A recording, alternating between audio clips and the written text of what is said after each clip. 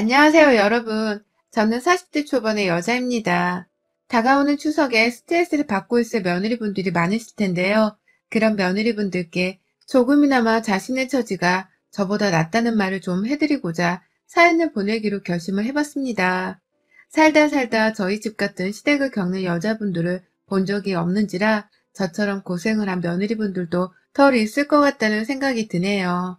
그런 집구석에서도 씩씩하게 살아갈 수 있다는 걸 보여드리고자 하니 사연 끝까지 읽어봐 주세요. 저는 이남 일녀 집안의 막내딸로 태어나 오빠들이랑 부모님의 사랑을 덕지덕지 받고 자랐었어요.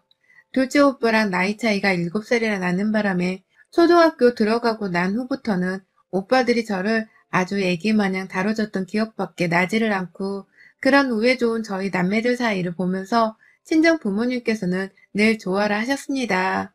본인들이 제 또래 친구들의 부모님보다 나이가 많은 것에 늘 미안해 하셨지만 저는 좋은 오빠들과 함께 좋은 가정에서 지내게 해줄 수 있는 저희 부모님을 누구보다 자랑스러워하는 사람이었어요.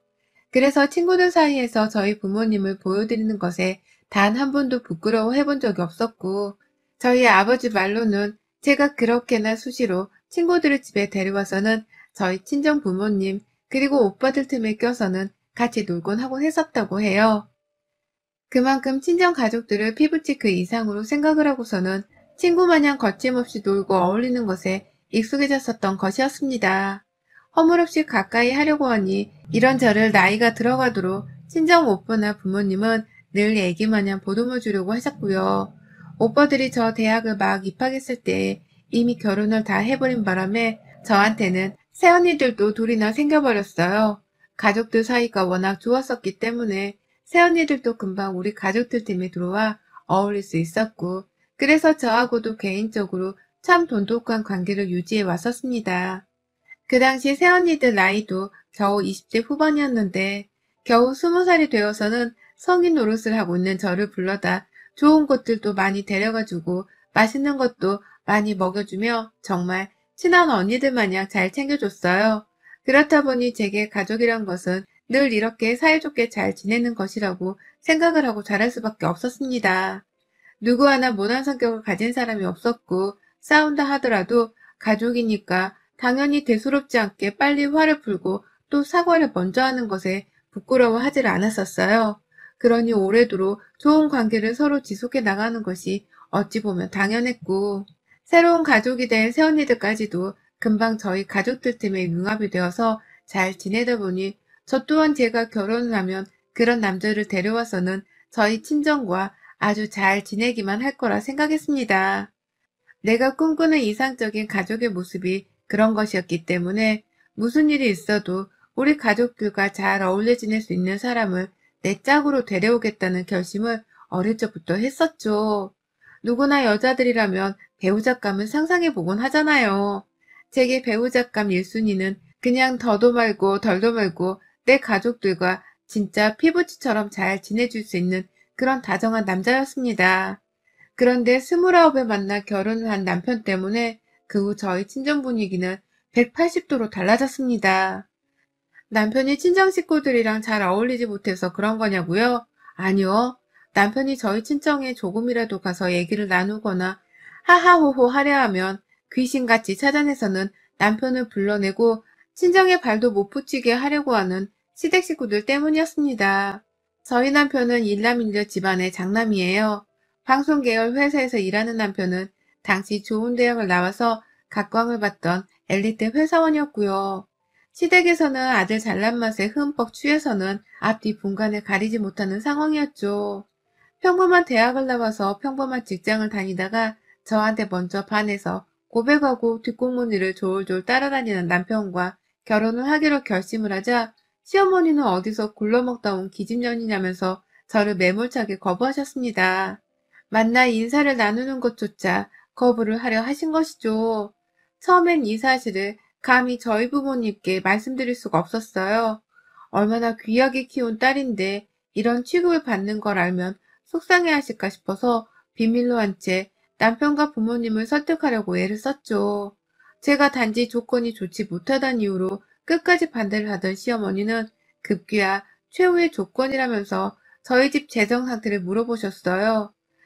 그 당시 저희 어머니는 개인 약국을 차린 약사로 일을 하고 계셨고, 저희 친정아버지는 남편의 대학 선배셨거든요. 저희 작은 오빠도 같은 대학을 나왔고, 저희 큰 오빠는 그보다 훨씬 더 좋은 대학을 나왔고요.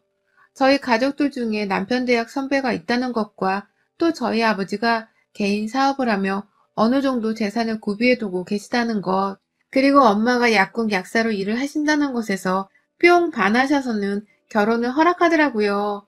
본인 체면 때문인지 바로 허락은 안 했지만 갑자기 밥을 먹으러 오라고 하고 저희 아버지 일이랑 오빠 일에 대해서 부쩍 더 많이 물어보며 서서히 저와의 대화 폭을 넓히셨어요. 그냥 이런 집구석은 결혼하지 말아야 했는데 당시 저는 이미 서른은 코앞에 두고 있었고 또 친정 부모님께 먼저 인사를 드렸던 남편을 그쪽 집안 반대로 헤어지게 되었다고 차마 말씀을 드릴 수 없었습니다. 그냥 분위기가 뒤엉켜 지내다 보니 어느 순간 제가 신부가 되었고 시어머니는 제 시댁 식구가 되어 있었어요. 친정에서는 저희 결혼을 한다고 결혼하던 당시부터 시작해서 지금까지 금전적으로 도움을 준 것이 한두 번이 아니었습니다. 막내딸 결혼을 한다면서 저희 오빠들의 새언니들까지 발벗고 나서서는 제 결혼을 뒷바라지 해준다며 살림살이도 선물로 챙겨주고 현금 다발도 수두룩하게 주면서 축하를 해줬거든요. 친정 부모님이 실제 남편의 차를 한때 새 걸로 뽑아주기도 하셨고 저는 결혼을 하면서 일을 그만두고는 몇 년 정도를 쉬었는데 쉬면서 제대로 놀라며 아버지가 제 차도 한 대를 뽑아주셨어요. 집은 남편이 자기 힘으로 가능하다며 당시 조그마한 평소의 아파트 한 채를 마련해왔고 저는 그 크기에 단 한 번도 투정을 부린 적이 없이 우리 신혼집이라며 감사해 하면서 들어갔습니다. 뭘 따져봐도 좋을 것들 뿐인 결혼이었어요. 하지만 그때부터 시어머니는 저를 또다시 못마땅해 하셨어요. 잘 사는 집이라 생각해서 결혼을 허락했더니만 처가댁에서 신혼집 한 채를 지어오지 않았다면서 저를 향해 불똥이 튀어버린 것이었죠. 남편이 스스로 집 정도는 해올 수 있다고 호언장담을 해서 우리는 그에 걸맞는 차나 살림살이를 준비해왔는데 시어머니가 갑자기 저를 향해 인색한 친정을 뒀다면서 마구 폭언을 하더라고요. 돈 아까워서 자기 아들한테 안 쓴 게 아니냐고 하시면서 제가 받은 제 차를 자기 딸한테 넘기라고까지 말을 하셨습니다. 그러니 어쩌나요. 친정 부모님께 너무 죄송하지만 그 당시에는 무섭고 하늘과도 같았던 시어머니와의 사이가 틀어질 것이 염려되어 그냥 제 차를 시누이한테 넘겨버렸어요. 그렇게 하면 금방 시어머니 화가 풀리실 줄 알았거든요. 제가 무조건 기기만 하면 시어머니가 언젠가 말 잘 듣는 며느리라면서 저를 예뻐라 해주실 줄 알았습니다. 딸같게 굴진 못하시더라도 적어도 사람 취급을 해주실 줄 알았죠. 하지만 그때 그 핍박과 미움은 제가 40대가 되어도 그쳐지질 않았어요. 오히려 할 말을 못하고 사는 등신 같은 며느리가 되어서는 이젠 믿었던 남편도 저를 조금은 우습고 쉽게 여기는 것도 같고 시어머니뿐만 아니라 시아버지와 시누이까지 모두가 시어머니를 따라 저를 막 대하더군요. 원래도 저를 마냥 귀한 며느리로 여겨주는 건 아니었는데 결혼 생활이 지속되어 갈수록 저를 향한 시댁 사람들의 마음이 보잘것없어졌어요. 명절날이나 생일날 그리고 단순히 가족 모임을 하더라도 손 써야 할 노동이 있으면 무조건 저를 시키고 또 돈 나갈 일이 있으면 돈 많은 며느리 덕 좀 보자면서 뜬금없이 제 지갑을 찾고 하던 분들이었습니다. 처음엔 저를 지켜주려고만 하던 남편도 몇 번 시댁에서 시어머니랑 마찰이 생기고 또 언성이 높아지길 반복하다 보니 일을 키우고 싶지 않다면서 시어머니 편을 들어주기 시작하더라고요. 제가 너무 참고 살았기 때문에 제 편을 들어줘야겠다는 생각을 못한 것이었습니다. 이 억울함이 많은 제 결혼 생활은 지난 6개월간 최고조에 이르렀어요. 제가 암 선고를 받고 난 직후였죠. 작년 코로나로 괴이한 세상을 겪게 되었을 때에 저는 유방암 선고를 받았습니다. 다행히 수술을 빨리 하며 항암 치료를 받으며 어떻게든 암의 크기를 줄여나가고 또 관리를 할 수 있는 단계이긴 했지만요. 사람이 암에 걸렸다는데 안 슬프고 안 괴로울 사람이 어딨겠나요. 저 또한 겉으로는 친정 부모님께 그리고 제 남편과 아이한테 괜찮다고는 했지만 내가 암이란 사실 자체를 받아들이기가 너무 괴롭고 또 무서웠습니다. 이러다 10년 안에 합병증이나 재발로 더 큰 수술을 받지는 않을지, 그러다 죽게 되어 내 자식이 결혼하는 모습도 못 보고 죽으면 어쩌나 싶어서 말이죠. 오만 괴로운 생각들로 가득하던 와중에 저는 일단 암수술을 받았어요. 이제 겨우 40대 초반인데 유방 한쪽을 제거했고 수술 후 보조적 항암 치료를 꾸준히 받아야 했습니다. 항암제 치료를 시작하고서 한 달 안으로는 대부분 회복이 된다고 하길래 저도 웬만하면 한 달간만 좀 제대로 된 휴식을 취하며 몸 생각만 해보기로 했죠. 암 선고의 수술 결정, 그리고 항암 치료의 회복까지 거의 3달간의 시간이 눈 깜짝할 사이에 흐르더라고요. 제 몸이 괴로운 건 물론이고 저를 걱정하는 친정 식구들과 남편, 그리고 아이 생각만으로도 정말 미치는 줄 알았어요. 그런데 저희 시어머니 저 암 선고 받았다는 당일날 전화에서는 그게 유전이냐는 소리부터 대뜸 하시더니만 수술받고 항암 시작했을 때까지도 뭐 하나 도와주겠다는 연락 한 번 없으셨거든요. 오히려 암 환자한테는 손이 많이 가고 또 옮길지도 모른다면서 저를 피하셨어요. 유방암이 코로나 바이러스도 아닌데 이게 보기만 해도 옮겨지는 것이라고 생각을 하신 것이었습니다. 한마디로 무식함 그 자체셨죠. 그렇게 혼자만의 생각으로 며느리가 아닌 병자 취급을 하면서 멀리하던 중 정말 오래간만에 연락이 왔어요. 그런데 가장 먼저 꺼낸 첫마디가 다가오는 자기 생일 어떻게 할 거냐는 거더라고요. 자기 생일날 생신상에 케이크 말고 요즘 유행한다는 앙금 꽃 케이크 너무 먹고 싶은데 그것 좀 사다가 올려놓으라고 하고는 전화를 뚝 끊어버리셨어요. 처음엔 이렇게까지 뻔뻔스런 분이셨나 싶었는데 생각해보니 왜 어머님이 제게 이런 말을 하려 전화를 하신 건지 알겠더라고요. 제가 암 치료를 받는 와중에 혹 자기 생일을 까먹고 안 챙겨줄까 싶어서 잊지 말라고 확인차 전화를 하신 거였습니다. 참 괴이하고도 망측스럽죠. 이런 사람이 내 시어머니란 사실이 말이죠. 하지만 그걸로 끝이 아니었어요. 항암 치료를 받는 과정에서 제가 잠시 회복 기간이 길어지는 바람에 정신적으로 좌절감이 생기고 많이 피곤했습니다. 한 달이 넘게 걸리는 치료가 부담스럽기도 했지만 옆에서 친정 부모님이 절 보며 너무 힘들어하시는 바람에 제가 참 불효를 하는 것 같더라고요. 절 볼 때마다 우는 엄마 아빠를 달래느라 진이 다 빠져있는데 시어머니가 예고도 없이 집에 찾아오셨어요. 말도 없이 문을 두드리면서 찾아오셨더라고요. 그러더니만 글쎄, 내 생일상 안 차려놓은 거야? 왜 안 부르나 했더니 그걸 까먹은 거야? 라면서 화를 내며 집을 쑥대밭으로 만드셨습니다. 항암 치료 중인 것을 뻔히 아실 텐데 자기 생일상이 준비되어 있지 않다면서 혼자 씩씩거리며 제 부엌 안에 들어가 냉장고를 헤집으시고 또 베란다까지 나가서는 케이크 숨겨뒀나 안 뒀나 막 또 뒤집어 엎어버리셨어요. 남편은 출근 중이라서 당연히 집에 없었고 딱 저 하나뿐이었는데 저도 너무 힘들더라고요.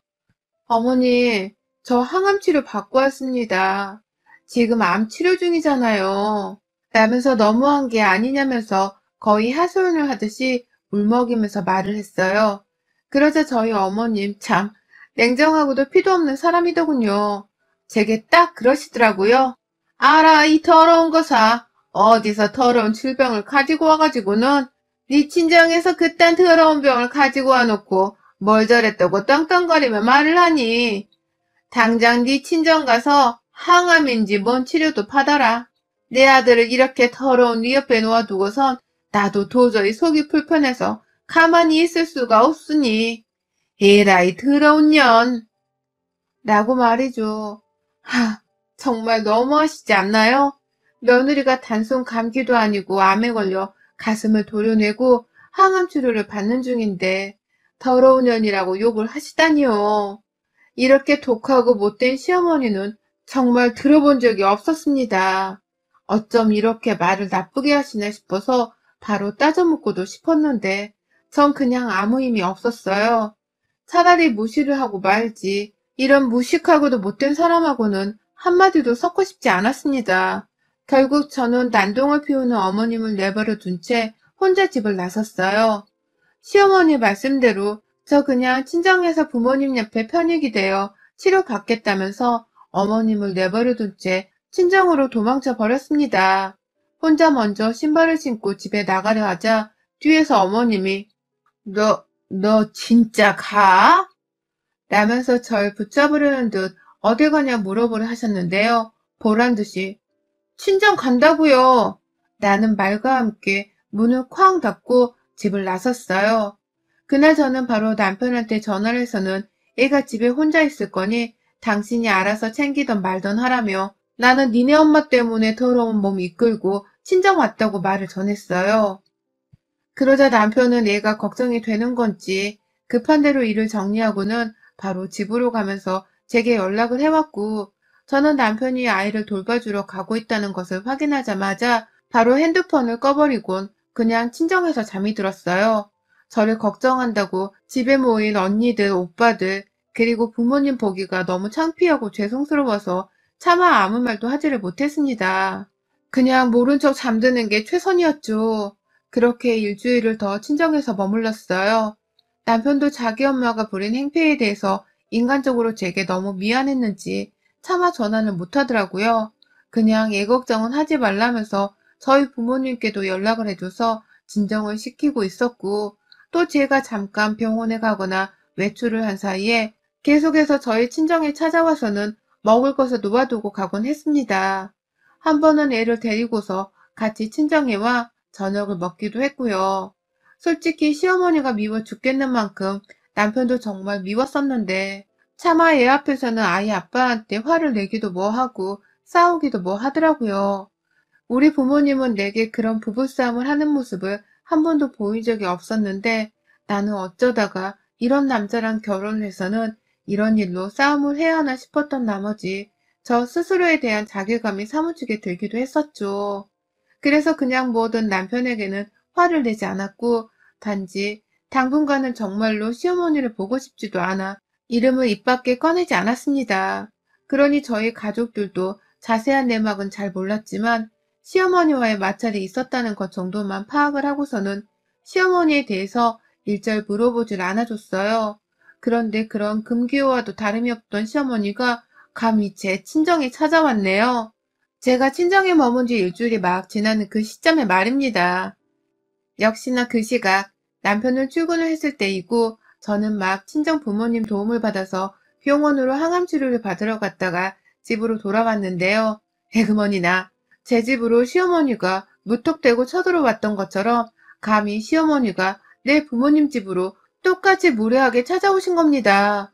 그냥 문을 확 두들겨 대면서 말입니다. 순간적으로 시어머니가 아닐까 싶은 감지를 했는데 아니나 다를까 저를 불러대는 다급하고도 앙칼진 목소리가 바로 저희 시어머니시더라고요. 저희 부모님이 시어머니보다 나이가 많아도 한참 많은 어른이신데 다른 사람도 아닌 사돈집에 무턱대고 찾아와서는 시어머니가 글쎄 저를 향해 왜 집으로 돌아가질 않냐며 말씀을 하시는 겁니다. 야, 너는 내가 니네 친정 가서 치료받으라 했다고 진짜 집을 나가버리냐? 네 남편이란 자식밥은 누가 챙기고 너는 생각이 있는 거냐 없는 거냐? 네 암덩어리 치료받기 전에 네 남편 굶겨 죽일까 싶어 내가 이렇게 친히 네 친정까지 왔다. 라고 말이죠. 자기가 더러운 병을 친정에서 가져왔다고 저를 모욕시킨 후 친정으로 가라고 쫓아내다시피 소리를 질러놓고선 이제 와서 지 아들 굶겨 죽일 작정이냐며 돌아오라고 하다니 뭐 이런 사람이 다 있나 싶었습니다. 그러니 저희 부모님께서도 이 정도로 무지한 사람일 줄은 몰랐다면서 엄청나게 당황해 하셨죠. 아버지는 최대한 교양을 차린 채 사돈을 진정시키려 했지만 시어머니는 이미 목소리 톤이 아주 상향이 되어서는 며느리를 데려가겠다며 소리를 질러대셨고요. 난처해하다 못해 충격을 받은 듯한 저희 부모님 표정에 저는 결국 폭발을 하고 말았습니다. 여기가 어디라고 찾아와서 행패야 이 할망구가 진짜? 라고 하면서 그 자리에서 바로 시어머니께 침을 뱉어버렸어요. 가래까지 싹 끌어올려서는 퇴하고 말입니다. 시어머니 얼굴에다가 말이죠.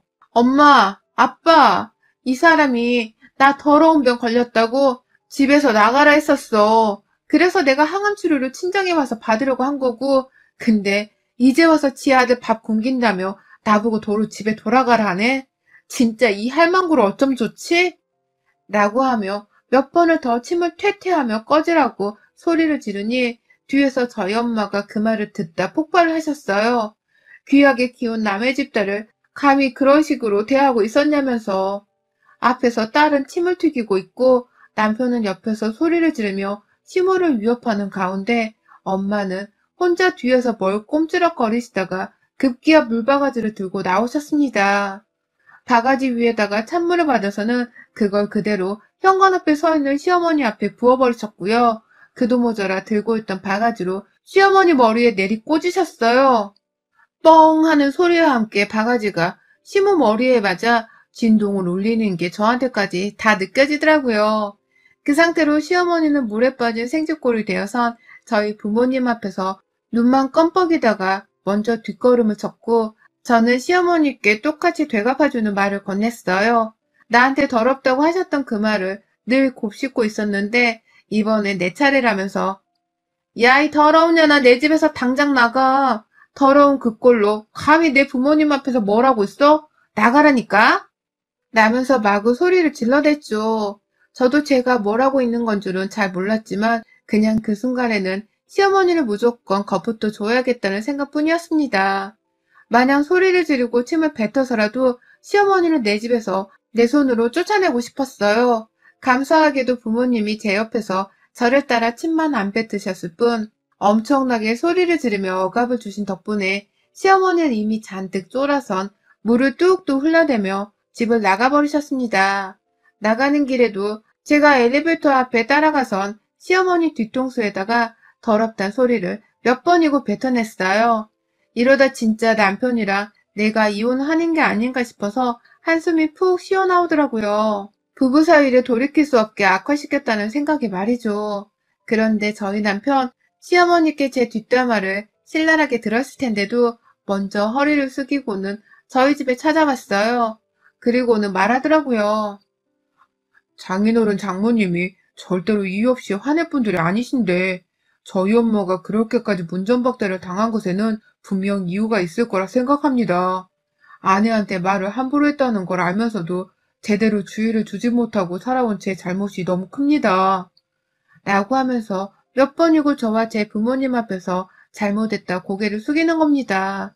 자기가 보고 살아온 저희 가족들은 절대로 이유 없이 화내는 다혈질의 사람이 아니라면서 말이죠. 그러니 저도 변명 한번 해볼 생각도 못한 채 남편의 사과를 쭉 받고만 있었고요. 처음엔 무조건 이혼을 시키겠다고 벼르고 소송 준비를 하려 하던 저희 부모님도 남편의 태도에 마음이 약해지더라고요. 시모한테서 딸내미를 절대적으로 떨어뜨려 놓는 조건하에 이 결혼을 이어가게 허락하겠다는 뜻을 밝히면서 말입니다. 그리고 저는 지금 여전히 친정에서 지내면서 매일같이 찾아와 잘못을 구하고 저희 부모님 옆에서 예쁨을 받으려 아양을 떠는 남편을 보며 사는 중이랍니다. 아직 화가 다 풀리지 않으신 저희 부모님의 마음을 어떻게든 돌리겠다며 남편도 애를 쓰고 있어요. 절대로 시어머니가 제 결혼 생활에 더 간섭을 않겠다는 의사를 밝히려는 듯이 엄청 노력을 하네요. 그러니 저도 제 몸을 위해서 당분간은 친정에서 더 지내보려 하는 중이고 그 와중에 노력하는 남편 모습을 보면서 시어머니로부터 받은 상처를 조금씩 달래는 중이랍니다. 바로 집에 들어가면 시어머니가 또 아무렇지 않게 찾아와 행패를 부리거나 난리를 피울까 싶어서 앞으로도 더 당분간은 친정에서 지내볼 참이에요. 이러다 추석에 시댁을 가지 않아도 될 테니 추석까지는 최소 진득하게 친정에서 요양을 해보려고요. 암에 걸린 며느리를 병자 취급을 하는 걸로도 모자라 더러운 병이라 비하를 하다니 이런 썩어빠진 마음을 가진 시어머니가 세상에 또 있을까요? 본인이 암에 걸리고도 이런 말을 감히 하실 수 있을까요? 전 아무리 이해를 해보려 해도 저희 시어머니 마음이 이해가 가질 않네요. 앞으로도 안 만나고 말 안 섞으며 이해를 하지 않고 살려고 합니다. 남남으로 살아야 제 정신건강에 좋을 사람 같거든요. 항암 치료 받으며 정신적으로 힘들었는데 이참에 완전히 제 결혼살이를 싹 다 바꿔보려고 합니다. 다시 태어난 심정으로 결혼도 제 몸도 다시 잘 챙겨보고 보듬으며 살 거예요. 여러분의 생각은 댓글로 남겨주세요. 오늘도 시청해주셔서 정말 감사합니다.